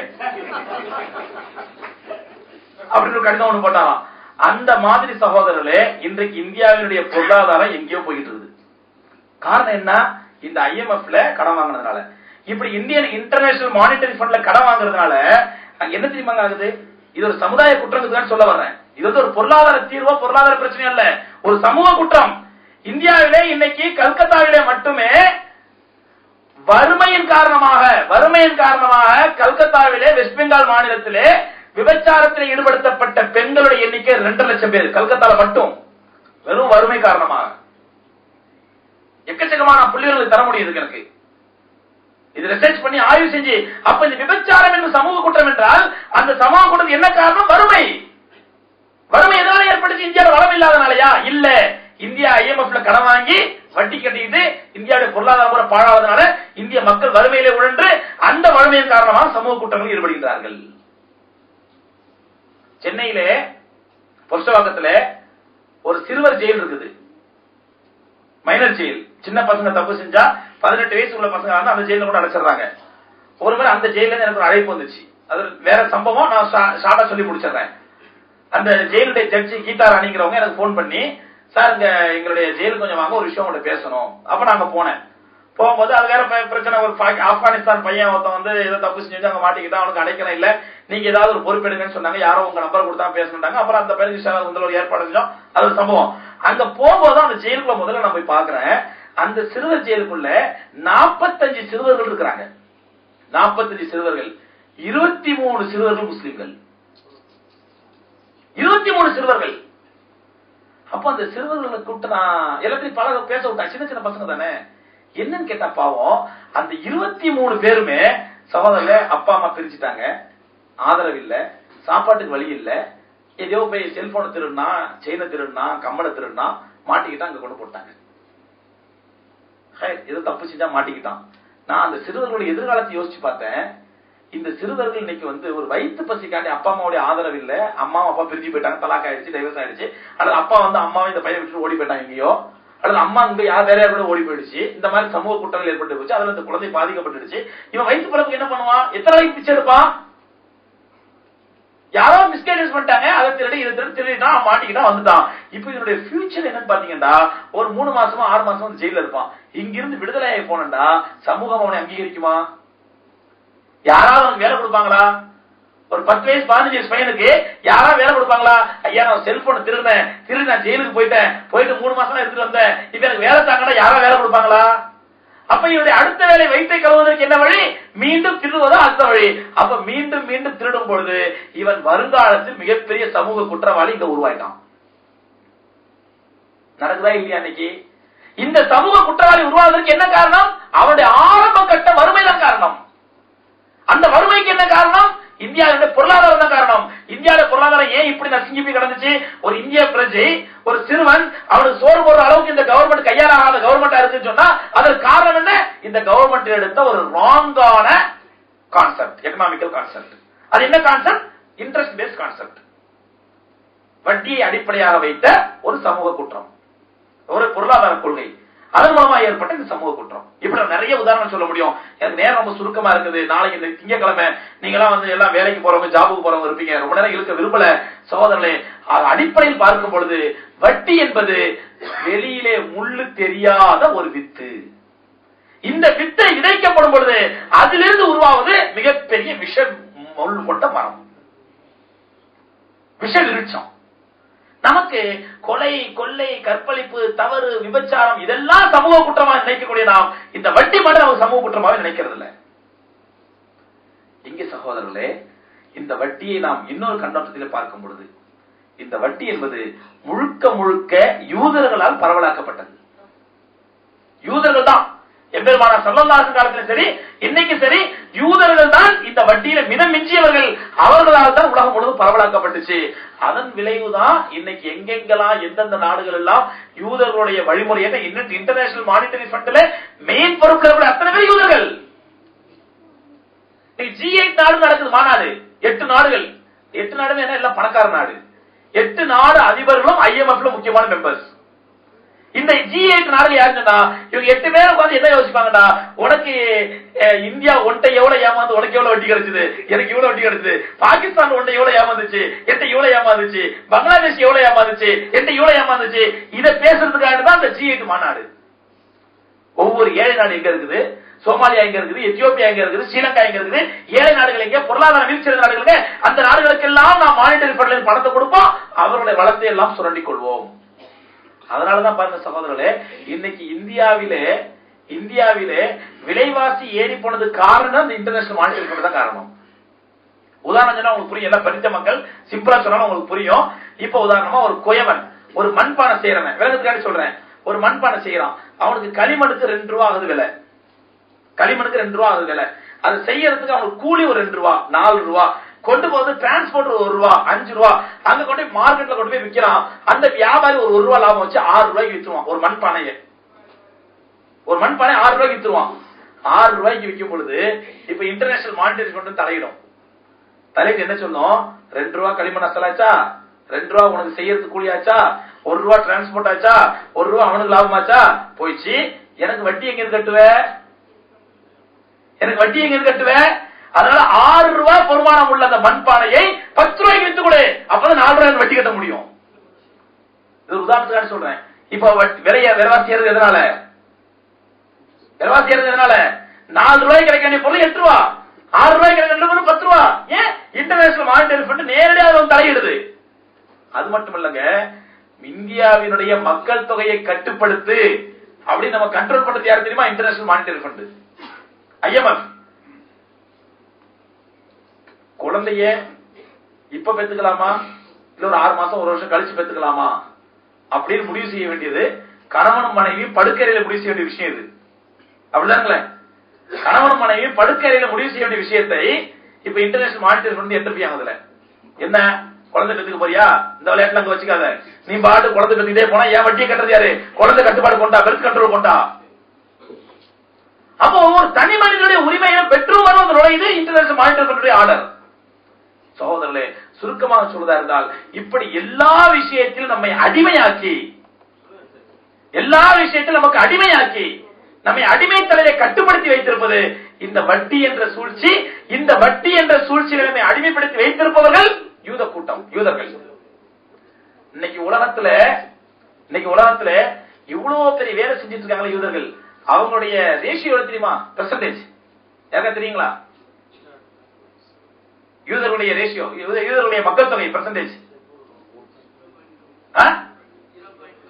0.3 0.03% தான் யூதர்களுடைய சதவீதம் இன்னைக்கு உலகத்துல. ஆனால் அந்த 0.03 இருக்கக்கூடிய யூதர்கள் இன்னைக்கு எவ்வளவு பெரிய அநியாயம் பண்ணிட்டு இருக்காங்க. உலகத்தையே தங்களுடைய கட்டுப்பாட்டில் கொண்டு வந்திருக்கிறாங்க. எந்த ரீதியிலே, கலாச்சார ரீதியாக, பொருளாதார ரீதியாக, இப்படி எல்லா விதத்திலும் சகோதரர்களே நாம் அவர்களுடைய கட்டுப்பாட்டுக்குள் மாட்டிக்கொண்ட அடிமைகளாக இருக்கின்றோம். நவீன காலத்து அடிமைகளாக இருக்கின்றோம். இன்னைக்கு பாக்குறோம், இந்த கிரெடிட் கார்டுங்கிற இந்த முறையை அறிமுகப்படுத்துறதே யூதர்கள் தான். கிரெடிட் கார்டு ஏன்னா ஒரு மனிதனுடைய இயல்பு என்ன தெரியுமாங்க? ஒரு மனிதனுடைய இயல்பு, ஒரு கடைக்கு போறான், தான் பாக்கெட்ல 5 ரூபாய் இருந்தா 5 ரூபாய்க்கு பொருள் வாங்குவான், 5 ரூபாய்க்கு பொருள் வாங்குவான், 10 ரூபாய் இருந்தா 10 ரூபாய்க்கு பொருள் வாங்குவான். இப்ப இவன் பாக்குறான், இவன் பாக்கெட்ல 10 ரூபாய் தான் இருக்குது, இதான் இவனுடைய வருமானம், இதுக்கு மேல சம்பாதிக்க வாய்ப்பு இல்ல.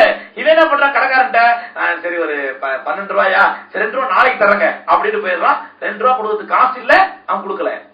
அடுத்த நாள் இன்னொரு கடைக்கு போறான், அங்கே இவன் பாக்கெட் 6 ரூபாய் இருக்குது, ஆனா பொருள் 10 ரூபாய் பொருள், என்ன பண்ண 4 ரூபாய் அப்புறம் தரனே அப்படின்னு சொல்லி வாங்கிட்டு தரான். இப்படி மார்க்கெட் ஃபுல்லா கடன் வாங்கியிருந்தா இனிமே மார்க்கெட்டுக்கு தலை வச்சு படுக்க முடியுமா? அவன் மார்க்கெட்டுக்குள்ள போக முடியுமா? ஏன் எல்லா கடையும் கடனாளிவன், அது 2 ரூபாய் 1 ரூபாய் கடனாளி. அடுத்து போய் எந்த கடைக்காரன் வியாபாரம் பண்ணா எந்த கடைக்காரனா மதிப்பான இவன்? இது மனிதனுடைய இயல்புங்க. அவன் என்ன காசு இருக்குதோ அதுக்கு தான் அவன் கன்சியூம் பண்ணணும், அதுக்குதான் பொருட்களை வாங்கணும், அதுதான் அவன் நுகரணும். இது மனிதனுடைய இயல்பு, இயற்கை அமைப்பு, அப்படித்தான் அல்லாஹ் வச்சிருக்கிறான். ஆனால் இந்த இயற்கைக்கு மாற்றமாக இவன் ஒரு திட்டத்தை கொண்டு வரான். உன்கிட்ட பொருள் வாங்கினா காசு இருக்குங்கிற அவசியமே இல்லை. ஒரு மார்வாடியை 24 hours ஒரு மார்வாடியை கூடவே அனுப்புறான். நம்ம பஜாருக்கு போனோம்னா ஒரு 24 hours சர்வீஸ் பண்ணக்கூடிய மார்வாடி நம்ம கூடவே அனுப்புறான். போ, எங்கெல்லாம் என்னென்ன சாமான் வாங்கணும் அதுக்கு நீ கடன் கொடு, கொடு, அள்ளிலி கொடு, அள்ளிலி கொடு, அள்ளிலி கொடு. அந்த மார்வாடி தான் என்னங்க கிரெடிட் கார்டு. கிரெடிட் கார்டை பத்தி ஒரு கவிதை நான் சொல்லுவேன் அடிக்கடி பயான்கள்ல. கௌரவத்துக்காக கடன் வாங்கி கடனுக்காக கௌரவத்தை இழப்பதுதான் கிரெடிட் கார்டு. கையில காசு இருக்காது, என்ன பண்ண காசு தேய், ஆனா யார் அப்ப முடியாது, எவ்வளவு தர தேய், தேஞ்சி தேஞ்சி தேஞ்சி காடு தேஞ்சு போயிடும், இவனும் தேஞ்சு போயிடும். இவன் தான் இவன் அல்ல, இவனுடைய மானமரியாதை தேஞ்சு போயிடும். கௌரவத்துக்காக கடன் வாங்கி பிற கடனுக்காக கௌரவத்தை இழப்பான். அந்த கிரெடிட் கார்டு என்ற அடிமை சின்ன அட்டைக்குள்ள நம்மை அடிமைப்படுத்தி வைத்திருப்பது இந்த யூதர்கள். நம்ம நினைக்கலாம், ஹசரத் எப்படி ஹசரத், நான் ஒரு வெளியூருக்கு போறேன், ஒரு வெளிநாட்டுக்கு போறேன், நான் பணத்தை பாக்கெட்லயே பையிலே சமந்து அடைய முடியுமா, என்ற கார்டு தான் எப்பனா தேய்ச்சிக்கலாம்ல, ஆனா டெபிட் கார்டு யூஸ் பண்ணுங்க, நம்ம இருக்கிற பணத்தை கூட செலவு பண்ணுங்க. இப்ப நமக்கு இப்போ ஒரு சந்தேகம் வரும், ஏன் டெபிட் கார்டே கூடாதா, டெபிட் கார்டு ஹராம், அது வேற விஷயம். ஏன் ஹராம் நம்ம சொல்லுவோம், இல்ல நம்ம 2 மாசத்துக்குள்ள பணத்தை கட்டினாதான் வட்டி கிடையாது, 2 மாசத்துக்கு மேல போனாதான் வட்டியே, அப்படித்தானே? உங்களுடைய கிரெடிட் கார்டு அப்படிதானே? யாரும் யூஸ் பண்றது இல்லையா? எல்லாம் அமைதியா இருக்கிறத பார்த்தா எங்களுக்கு சம்பந்தமே இல்ல, பத்தி பேசிட்டு இருக்கீங்க என்னங்க? பெரும்பாலும் யூஸ் பண்றோம்ல. இந்த கிரெடிட் கார்டு நிலைமை என்ன அப்படின்னு சொன்னா, அவன் 2 மாசம் நம்ம டைம் தரான், 2 மாசத்துக்குள்ள பணத்தை கட்டினா வட்டி இல்ல, 2 மாசத்துக்கு மேல போனாதான் வட்டி. அப்ப நம்ம பேசிக் அக்ரிமெண்டே வட்டியை பேஸ் வச்சு அக்ரிமெண்ட் ஆரம்பிக்கிறோம். அல்லாஹ்வால் ஹராமாக்கப்பட்ட வட்டியை பேசிக் அக்ரிமெண்டே வட்டி அடிப்படையில அப்படி ஆரம்பிக்கும் போது சகோதரர்களே, அந்த வியாபாரத்தை எப்படி பறக்கத்துக்கும் நமக்கு வட்டி அடிப்படையில் வச்சு வியாபாரம் ஆரம்பிக்கும் போது, சரி அப்படியே 2 மாசம் நம்மளால கட்ட முடியல, என்ன வட்டி கட்டிதான் ஆகணும். ஆகவே இந்த கிரெடிட் கார்டு என்ற இந்த அட்டைக்குள் இன்னைக்கு இந்த யூத பொருளாதாரம் நம்மை சிக்க வைத்திருக்கின்றது. ஒவ்வொரு அவருடைய மொத்த நோக்கம் என்னன்னா, ஒவ்வொரு மனிதனும் கடனாக இருக்க வேண்டும். கடன்காரனாக யாருக்கு? எனக்கு. ஏன்னா ஒரு மூமின் என்பவன் அவன் கடனாளியாக இருப்பது, கடன் பட்டிருப்பது அல்லாஹ்வுக்கு மட்டும்தான். ஒரு மூமின் யாரு கடனாளி? அல்லாஹ்வுக்கு. யாரு கடன் பட வேண்டும்? அல்லாஹ்வுக்கு. ஏனென்றால் நம்ம யாருக்கு கடன் பற்றமோ அவனை பார்த்து இயற்கையா பயப்படுவோம், அப்படிதானே? அப்படிதானே? அப்ப நம்ம இயற்கையா பயப்படாத அல்லாஹ் பார்த்து மட்டும்தான் பயப்படணும். இந்த நிலையை விட்டு நம்மை மாற்றி உலகமே என்னை பார்த்து பயப்பட வேண்டும் என்று ஒரு சூழ்ச்சி திட்டம் திட்டி, அந்த திட்டத்தின் விளைவாகத்தான் இன்றைக்கு யூதர்கள் நம்மை ஒரு நவீன அடிமைகளாக நம்மை சிக்க வைத்திருக்கிறார்கள். இன்னைக்கு சாதாரண பிளாட்பாரத்துல வியாபாரம் பண்ணக்கூடிய 5000 வெள்ளியோ அல்லது 6000 வெள்ளியோ முதல் போட்டு வியாபாரம் செய்யக்கூடிய சாதாரண வியாபாரம் இருந்தாலும் சரி, 5 லட்சம் வெள்ளி 10 லட்சம் வெள்ளி போட்டு வியாபாரம் செய்யக்கூடிய பெரிய பெரிய டிபார்ட்மெண்ட் ஸ்டோர் ஓனரா இருந்தாலும் சரி, அத்தனை பேருமே இந்த வட்டிங்கிற முசீபத்துல மாட்டிட்டு இருக்கோம். அதுக்கு என்ன காரணம் சொல்றா, ஹசரத் நிர்பந்தம், ஹசரத் நிர்பந்தம், இவன் எனக்கு 2000 ரூபாய் கடன் வேணும், நான் யார்கிட்ட போய் கேட்பேன். நான் என்னங்க நிர்பந்தம்? யாருக்கு நிர்பந்தம்? வியாபாரம் பண்றவனுக்கு அவனுக்கு நிர்பந்தம், 5 லட்சம் வச்சு வியாபாரம் பண்ற உனக்கு நிர்பந்தம், யாருக்கு நிர்பந்தம்? இது நிர்பந்தம் என்று சொல்வதை விட நமக்கு பேராசை. பேராசை. அது வந்து நமக்கு இருக்கிறது 10,000 வெள்ளி இருக்குதுங்க. இதை வச்சு சின்ன அளவு வியாபாரம் பண்ணுவோம், ஹலால வியாபாரம் பண்ணுவோம், அல்லாஹ் பரக்கத் செய்வான், பெருகிட்டே போவோம். அந்த எண்ணம் இல்ல. இல்ல எனக்கு 10,000 வெள்ளி தான், இன்னொரு 10,000 வெள்ளி யாரு தருவாங்க? அப்ப கணக்கு போட்டு பார்க்கலாம். 10,000 வெள்ளிக்கு எவ்வளவு வட்டி, 10% வட்டி அப்படின்னா கூட அதுக்கு வந்து மாசம் ஒரு 1000 வெள்ளி 1000 வெள்ளியை தள்ளிடலாம். ஆனா நமக்கு இந்த 10,000 வெள்ளியை முதல் போட்டோம்னா நமக்கு வந்து 20% லாபம் கிடைக்கும். அதான் மாசம் 2,000 வெள்ளி லாபம் கிடைக்கும். 10% வட்டி போயிட்டா கூட 10%. இது இவன் சைத்தான் போடுற கணக்கு, சைத்தான் போடுற கணக்கு. இந்த கணக்குக்கு மேல அல்லாஹ் ஒரு கணக்கு போடுவான். என்ன தெரியுமா? உனக்கு அந்த 1000 வெள்ளி வட்டி கட்டுறது போக மீதி 1000 வெள்ளி, அந்த 1000 வெள்ளி உனக்கு பரக்கத்து இருக்காது. இது அல்லாஹ் போடுற கணக்கு. பரக்கத்துனா என்ன தெரியுமாங்க? பரக்கத்துனா என்ன தெரியுமா? நாம நினைக்கிறோம் ஒருத்தர் மாசம் 500 வெள்ளி சம்பாதிக்கிறாரு, இன்னொருத்தர் மாசம் 1000 வெள்ளி சம்பாதிக்கிறாரு. யாருங்க பரக்கத்தை சொல்லுவோம்? இவரு பாவம் 500 வெள்ளி தாங்க, அவரு மாஷாஅல்லாஹ் பரக்கத்தை 1000 வெள்ளி சம்பாதிக்கிறாரு. நிறைய இருக்கா அந்த பரக்கத்தை நினைக்கிறோம். இல்லங்க, பரக்கத்து நிறைய இருக்கிறது பேர் அல்ல, குறைவா இருக்கும், நம்முடைய தேவை நிறைவேறும். இதுதான் பரக்கத்து. குறைவா இருந்தாலும் நம்முடைய தேவை அதுக்குள்ள. ஒருத்தர் 1000 வெள்ளி சம்பாதிக்கின்றார், அவருடைய தேவை 999 வெள்ளியில முடிஞ்சிருது, அவர் ஒரு வெள்ளி மிச்சப்படுத்துகிறார் என்றால் அல்ஹம்துலில்லாஹ், அவருடைய வாழ்க்கையில் அல்லாஹ் நம்மள பரக்கத் செய்திருக்கிறான். ஒருத்தர் 10,000 வெள்ளி சம்பாதிக்கிறாரு, அவருடைய செலவு 10,100 வெள்ளியில இருக்கிறது என்றால் அவருடைய வாழ்க்கையில பரக்கத் இல்லை. நல்லா புரிஞ்சுக்கங்க, ஹலால்ல மட்டும்தான் அல்லாஹ் பரக்கத்தை வச்சிருக்கான், ஹராம்ல பரக்கத் கிடையாது. ஹலாலா சம்பாதிக்கக்கூடிய ரிஸ்க்ல மட்டும் தான் அல்லாஹ் பரக்கத்தை கொடுப்பான். ஹராம் நிறைய தெரியும், நிறைய தெரியும், ஆனா பரக்கத் இருக்காது. ஹலால் கொஞ்சமா இருக்கும், அது நிறைய வேலைகள் நடக்கும், நிறைய காரியங்கள் நடக்கும். உதாரணம் சொன்னா உங்களுக்கு புரியும் நினைக்கிறேன். ஆட்டுக்கறி அல்லாஹ் ஹலாலாக்கி வச்சிருக்கான், அப்படிதானுங்களே? ஆடு வந்து ஒரு தடவைக்கு எத்தனை குட்டி போட்டு இருக்கா தெரியுமா? 1 இல்ல 2 குட்டி, 3 குட்டி போட்டா பேப்பர்ல வந்துடும், அப்படிதானே? ஒரு குட்டி 2 குட்டி நம்ம மேக்ஸிமம் வைப்போம். 2 குட்டி போடுது. எவ்வளவு நாளைக்கு ஒரு குட்டி போடுது தெரியுமா? 6 மாசத்துக்கு ஒருக்க. 6 மாசத்துக்கு ஒருக்க 2 குட்டி, வருஷத்துக்கு 4 குட்டி. 6 போடுற குட்டி எவ்வளவுங்க? வருஷத்துக்கு 4 குட்டி. இது ஹலால். ஹராம் எடுங்க, எது எடுக்கலாம்? கின்சீர், பன்றி எடுங்க. ஒரு தடவைக்கு எத்தனை குட்டி போடுது தெரியுமா? 6 7 எந்த ஊர்ல 10-15 குட்டி போடும். ஒரு தடவைக்கு 10-15 குட்டி போடும்.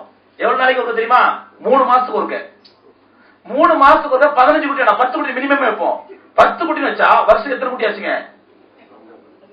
எத்தனை குட்டி? 40 குட்டி. இது வருஷத்துக்கு 4 குட்டி. ஆட்டுடைய கன்சியூமிங் எவ்வளோ, பன்றியுடைய கன்சியூமிங் எவ்வளோ? வருஷத்துக்கு 4 குட்டி போடுறதுங்க ஆடு, ஹலாலான ஆடு. அதோட கன்சியூமிங் எவ்வளவு? சுப்ஹானல்லாஹ், ஆயிரக்கணக்கான ஆடுகள் அறுக்கப்படுது. நூற்றுக்கணக்கான ஆட்டு பண்ணைகள். என்ன பிசினஸ்? ஆட்டு தோல் பிசினஸ் பண்ற, ஆட்டு தோல்ல இறக்குமதி பண்ற, ஆட்டு தோல் ஏற்றுமதி பண்ற. எங்க மலேசியால ஆடு 10 லட்சம், ஆஸ்திரேலியால இருந்து ஆடு வர வைக்கிறோம். எவ்வளவு கன்சியூமிங்? வருஷத்துக்கு 40 குட்டி போடுற பன்றி என்னாச்சுங்க? என்னங்க பண்றீங்க? பண்ணி பண்ண வச்சிருக்கிறேன், கேள்விப்பட்டிருக்கேன் எங்கேயாவது? பண்ணி தோல் எக்ஸ்போர்ட் பண்றேன், கேள்விப்பட்டிருக்கீங்களா எங்கேயாவது? என்ன ஆகுது? இதுதாங்க பரக்கத் இல்ல. இது 4 இருந்தா கூட அதோட கன்சியூமிங் பயன்படுறது நிறைய பயன்படும், நிறைய இருக்கு, அல்லாஹ் பரக்கத் செஞ்சுவான். இது 40 இருந்தா கூட எங்க போகுதுனே தெரியாது. இதுதான் ஹலால்ல உள்ள பரக்கத்திற்கும் ஹராம்ல பரக்கத் இல்லை என்பதற்கு உதாரணம். அது மட்டும் இல்ல சகோதரர்களே, நம்முடைய வாழ்க்கையில் எடுத்துக்கிட்டா நம்முடைய வருமானம் கொஞ்சம் அமைதியா போடுங்க, சலசலப்பு வேண்டாம். நம்முடைய வாழ்க்கையிலே நம்முடைய வருமானம் ஹலாலாக இருக்கும் பட்சத்திலே, நம்முடைய வருமானம் ஹலாலாக இருக்கும் பட்சத்திலே அல்லாஹ் ரப்பல் ஆலமீன் நம்முடைய வாழ்க்கையில பரக்கத் செய்வான். எப்படி பரக்கத் செய்வான்? நம்முடைய வருமானத்திற்கு ஏற்றவாறு அல்லாஹ் செலவு அமைச்சு கொடுப்பான். எப்படி? உதாரணமா, ஒருத்தர் மாசம் சம்பாதிக்கிறாரு, 2000 வெள்ளி சம்பாதிக்கிறாங்க. ஹலால அல்லாஹ்க்கு பயந்து சம்பாதிக்கிறார், பியூரா ஹலால அல்லாஹ்க்கு பயந்து பியூரா சம்பாதிக்கிறாரு. மாசம் 2000 வெள்ளி சம்பாதிக்கிறாரு. கொஞ்சம் முன்னாடி வந்து லேடிஸ் அப்படி உட்காரு, ஒன்றும் பிரச்சனை இல்லை. லேடிஸ் அவ்வளவுதான் இருக்கிறாங்க. லேடிஸ் அப்படி உட்காரு.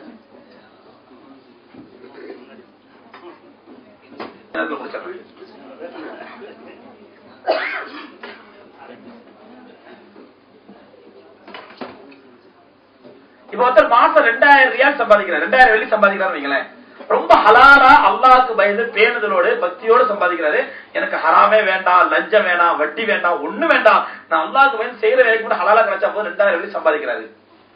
இன்னொருத்தர் இருக்காரு, பக்கத்துல இருக்காரு, 20,000 வெள்ளி சம்பாதிக்கிறாரு மாசம்.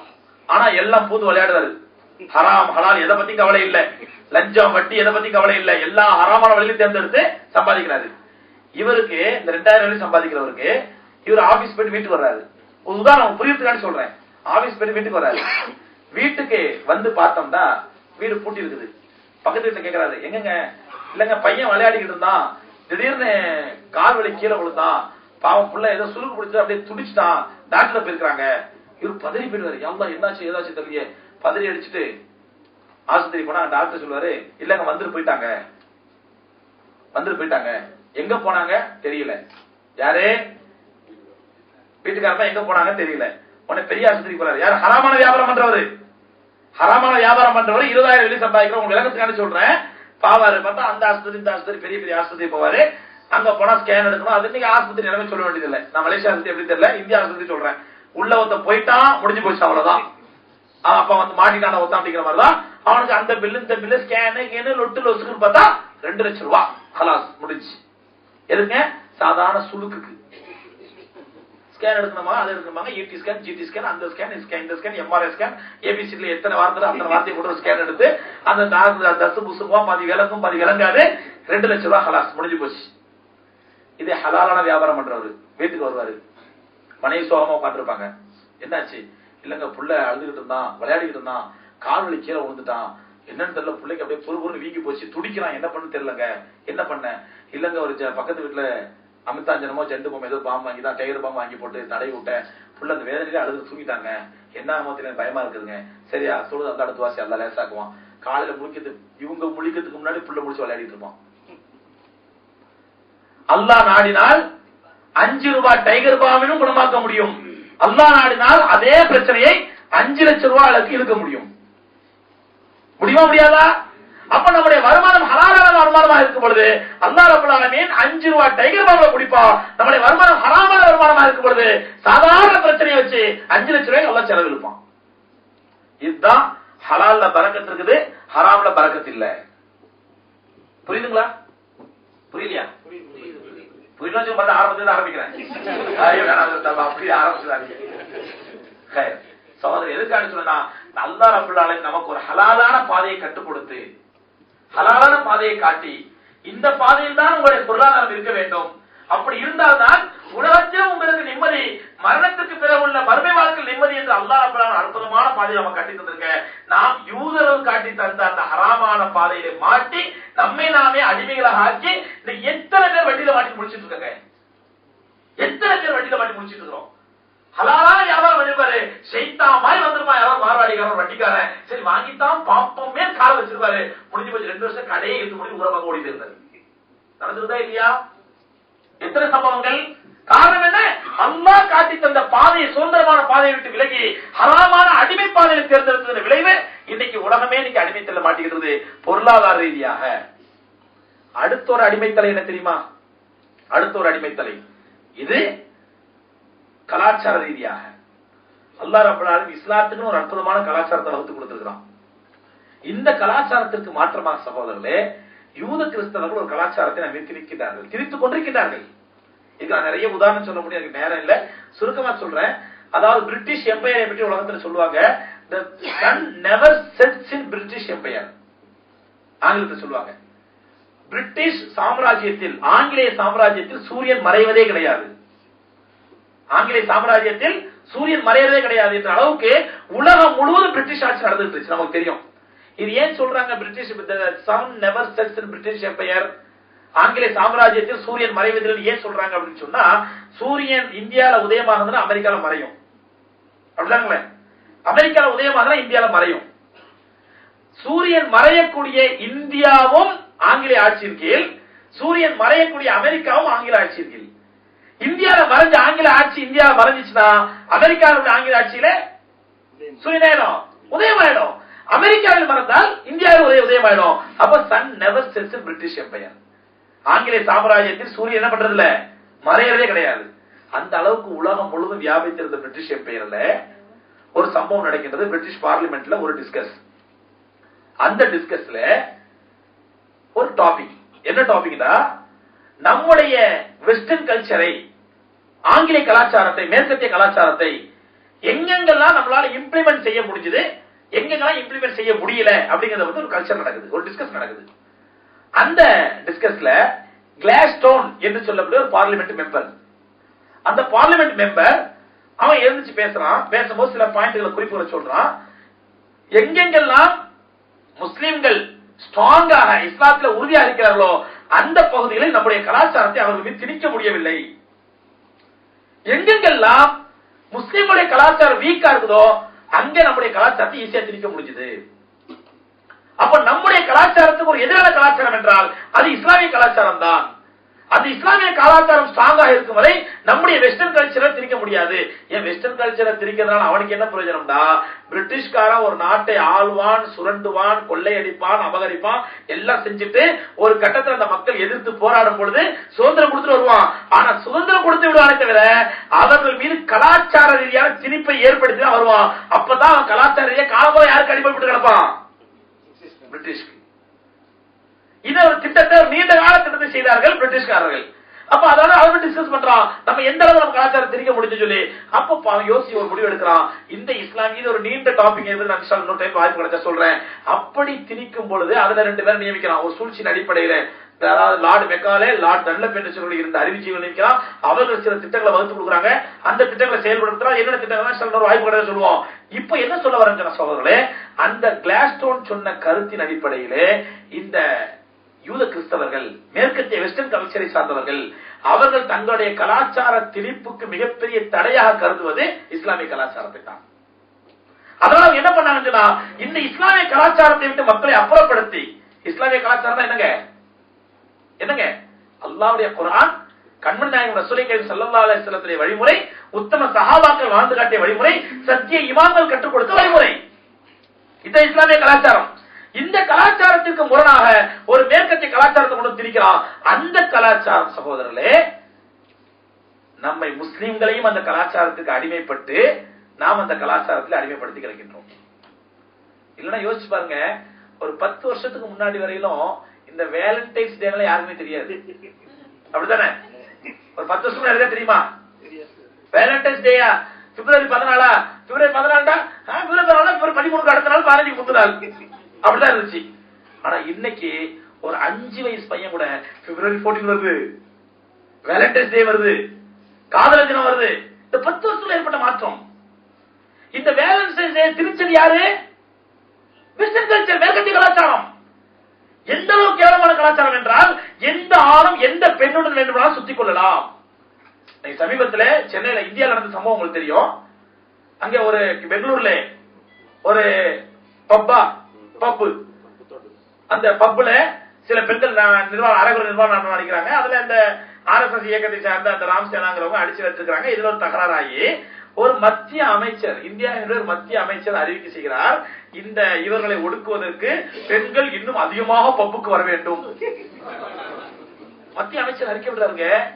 பொம்பளை மத்திய அமைச்சர் என்ன சொல்றா? வரக்கூடிய வேலண்டைன்ஸ் டேயை பப்பை நிரப்பும் போராட்டமாக நடத்த வேண்டும்,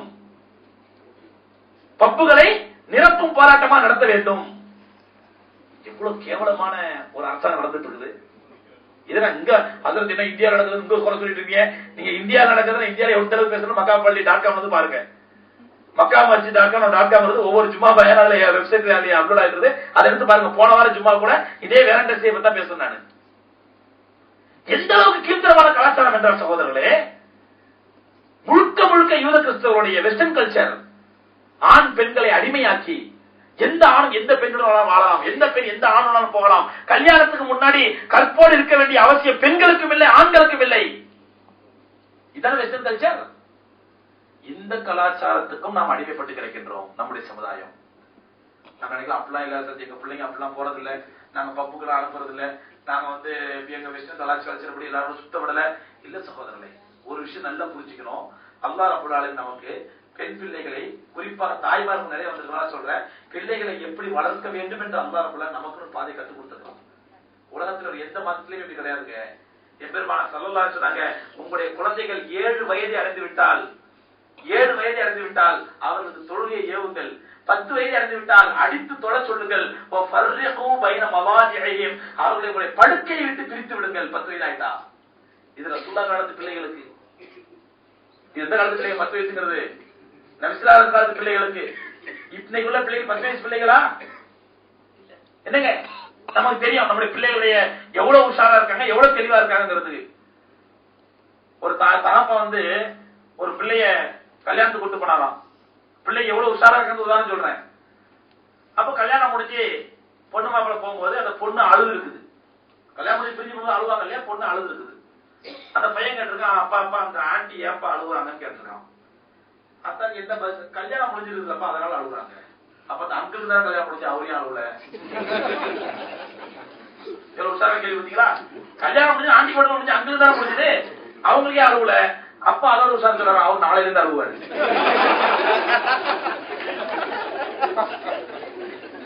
எதுக்கு சொல்ற சகோதரர்களே, இது இன்னைக்கு பசங்க அவ்வளவு உஷாரா இருக்காங்க.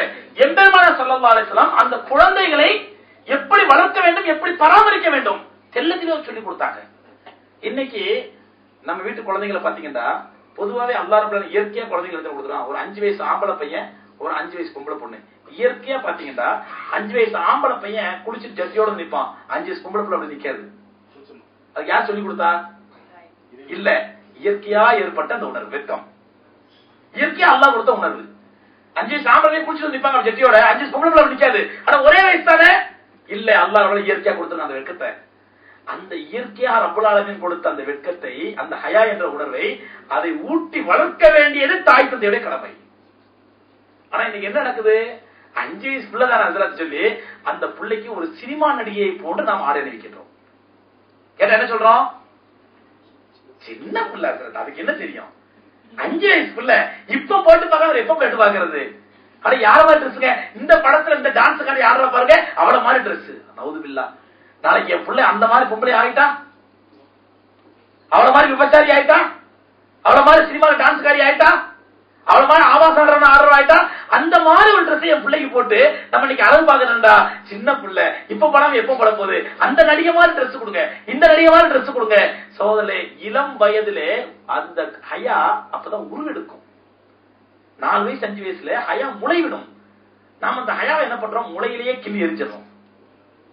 அந்த குழந்தைக்கு ஹயாவை வளர்ப்பதற்கு பதிலாக முளையிலே கிள்ளி எரிஞ்சிடறோம். அதற்கு அப்புறம் 16 வயசு 18 வயசு ஆன பிறகு நீங்க அந்த பெண் பிள்ளைக்கு கோணியால புர்கா தச்சு போட்டாலும் அந்த பொண்ணுடைய உள்ளத்துல ஹயா இருக்காது.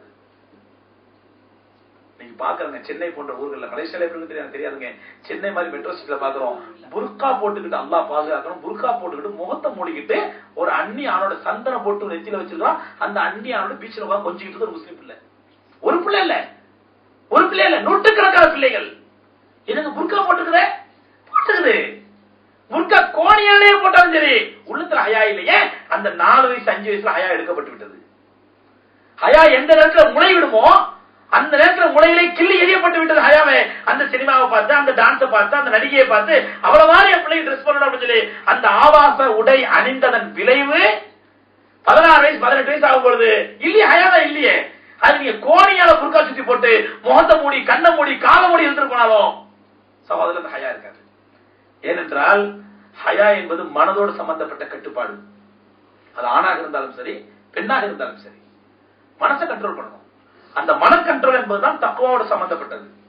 ஒரு கதை சொல்லுவாங்க, ஒரு சாமியார் ஒரு குளத்துல போய் உட்கார்ந்து ஜெபம் பண்ணாராம், ஓம் அப்படின்றாராம். பார்த்தா ஒரு அழகான பொண்ணு எதிரில் வந்துச்சான். இதை பார்த்தோம்னா இவ்வளவு அழகா இருக்குது, ஜெபம் கலைஞ்சு போச்சு. மறுநாள் என்ன பண்ணாராம், கண்ணை மூடிட்டாராம், ஓம் அப்படின்றாராம். அன்னைக்கு பார்த்து அந்த பொம்பளை சலங்க போட்டு வந்தான், ஜெல் ஜெல் ஜெல். இதுக்கு நேற்று வந்து அதே பொம்பளை வேற பொம்பளை தெரியலையே, ஜபம் கலைஞ்சு போச்சு. மறுநாள் காதுல பஞ்சு வச்சுக்கிட்டாராம். ஸ்கூல் சத்தங்கிறதா பிரச்சனை ஆச்சு, காதுல பஞ்சு வச்சுக்கிட்டாராம். பஞ்சு வச்சுட்டு ஓம் தாராம். அன்னைக்கு பாரு அந்த பொம்பளை தலை நிறைய மல்லிகை பூ வச்சுட்டு வந்தாலாம். மல்லிகை பூ வாசனை வந்த உடனே அந்த பொம்பளை தான் தெரியுது, ஜபம் கலைஞ்சு போச்சு. 3வது நாள் பார்த்தாலும் அடுத்த நாள் பெரிய பேண்டேஜ் எடுத்து தலை, கண்ணு, காது, மூக்கு எல்லாம் சுத்திக்கிட்டு இப்போ ஓம் தாராம். எப்போ அந்த டைம் தானே ஒரு 10 நாளா வரலையான்னு தெரியல. அப்போ கண்ட்ரோல் என்பது மனசோட சம்பந்தப்பட்டது. அந்த மனசு எப்ப கண்ட்ரோல் ஆகும்? அல்லாஹ்வுடைய அச்சம் இருந்தால்தான். அந்த இறை அச்சத்தை தான் அல்லாஹ் ரப்பல் ஆலமீன் கற்றுக் கொடுக்கப்பட்டு நமக்கு கற்றுத் தருகின்றான். இதுதான் இஸ்லாமிய கலாச்சாரம். அல்லாஹ் நம்மளை பார்த்துட்டு இருக்காமா, மலக்குமார் பார்த்துட்டு இருக்காங்க, நாம் செய்யக்கூடிய ஒவ்வொரு தவறுகளையும் மலக்குமா நோட் பண்ணி வைப்பாங்க. நாளைக்கு அல்லாஹ்வுக்கு முன்னால மறுமையில் பதில் சொல்லியாக வேண்டும். அந்த மறுமையிலே நாம் நல்ல மக்களாக ஒழுக்கமுள்ள மக்களாக வாழ்ந்தாலும் அல்லாஹ்விடத்தில் வெற்றி கிடைக்கும். இல்ல அல்லாஹ் நரகத்துல போடுவான். இதெல்லாம் இஸ்லாம் கற்றுத்தந்த கலாச்சாரம். இந்த கலாச்சாரத்தை நம் குழந்தைகளுக்கு கற்றுக் கொடுப்பதற்கு பதிலாக யூதர்கள் கற்றுத்தரக்கூடிய ஆபாசமான கலாச்சாரம், அசிங்கமான கலாச்சாரம், ஒரு ஆபாச காட்சி டிவியில போடுது, தகப்பன் தாய் பிள்ளை எல்லாம் ஒத்தமா பார்த்து பாக்குறோம். அப்ப அந்த பிள்ளைக்கு இங்க இருந்து ஹயா வரும். இது யூதருடைய கலாச்சாரம். இந்த கலாச்சாரத்திலும் இன்றைக்கு நாம் அடிமைப்பட்டு கிடைக்கின்றோம். ஆகவே அருமை சகோதரர்களே, இன்னைக்கு நான் 2 பாயிண்ட் தான் சொல்லிருக்கேன். ஒன்னு பொருளாதார ரீதியாக நாம் அடிமைப்பட்ட நவீன அடிமைகள், இன்னொன்று கலாச்சார ரீதியாக நாம் அடிமைப்பட்ட நவீன அடிமைகள். இந்த நவீன அடிமைகளாக இருக்கக்கூடிய நாம் இந்த நவீன அடிமை தலையிலிருந்து விடுதலை பெற வேண்டும் என்றால் அதற்கு நாம் மேற்கொள்ள வேண்டிய ஒரே ஆயுதம் அல்லாஹ்வுடைய இறையச்சம், மறுமை சிந்தனை. அல்லாஹ்விடத்திலே என்னுடைய ஒவ்வொரு கேள்விக்கும் பதில் சொல்லியாக வேண்டும். ரப்பல் ஆலமீன் சொல்றான், இன்னமா துவஃபூன உஜூரஹும் யௌமல் கியாமா, நீங்கள் செய்யக்கூடிய ஒவ்வொரு அமல்களுக்கும் அல்லாஹ்விடத்திலே பதில் சொல்லியாக வேண்டும். அல்லாஹ் மறுமையில கூலி வழங்குவான். அல்லாஹ் சொல்றான், வமை யஅமல் மிஸ்கால தர்ரத்தின் கைரன் யரா வமை யஅமல் மிஸ்கால தர்ரத்தின் ஷர்ரன் யரா, யார் ஒரு அணுவளவுக்கு நன்மை செய்தாலும் அதனுடைய நன்மையையும் அங்கே அவர் பார்த்துக் கொள்வார். யார் ஒரு அணுவளவு தீமை செய்தாலும் அந்த தீமையை அங்கே கண்டுகொள்வார். அந்த மறுமை சிந்தனையோடு அல்லாஹ்வுக்கு பயந்து நாம் வாழ்க்கை நடத்தி நமக்கென்று வகுத்து தரப்பட்ட இஸ்லாமிய கல்வி, நமக்கென்று வகுத்து தரப்பட்ட இஸ்லாமிய பொருளாதாரம், நமக்கென்று வகுத்து தரப்பட்ட இஸ்லாமிய கலாச்சாரம், இவற்றையெல்லாம் நாம் பின்பற்றி நடக்கும் பொழுதுதான் சகோதரர்கள் உண்மையான முஸ்லிம்களாக வாழ முடியும். அப்படி உண்மையான முஸ்லிம்களாக நாமும் வாழ்ந்து உலகத்துக்கே இஸ்லாத்தை சொல்ல வேண்டிய ஒரு பெரிய பொறுப்பை ரப்பல் நாம் கொடுத்து அனுப்பியிருக்கிறோம். ஆனா பெரிய வேதனை என்ன, நாமும் இஸ்லாத்தை பின்பற்றுவதில்லை. ஏன்னா இஸ்லாம் நமக்கு தெரியல. எப்ப நாம பின்பற்றலையோ அந்த இஸ்லாத்தை மற்றவர்களுக்கு சொல்ல வேண்டும் என்ற அக்கறையும் இல்லை, ஆசையும் இல்லை. அல்லாஹ் ரப்பல் ஆலமீன் தெளிவிட்டனை பாதுகாத்து உண்மையான முஸ்லிம்களாக வாழ்ந்து இஸ்லாத்தை மற்றவர்களுக்கு எடுத்து சொல்லக்கூடிய பாக்கியத்தை தந்தருள்வானாக. வாஹிரு தாவானா அல்ஹம்துலில்லாஹி ரப்பில் ஆலமீன். அஸ்ஸலாமு அலைக்கும் வரஹ்மத்துல்லாஹி தஆலா வபரகாத்துஹு.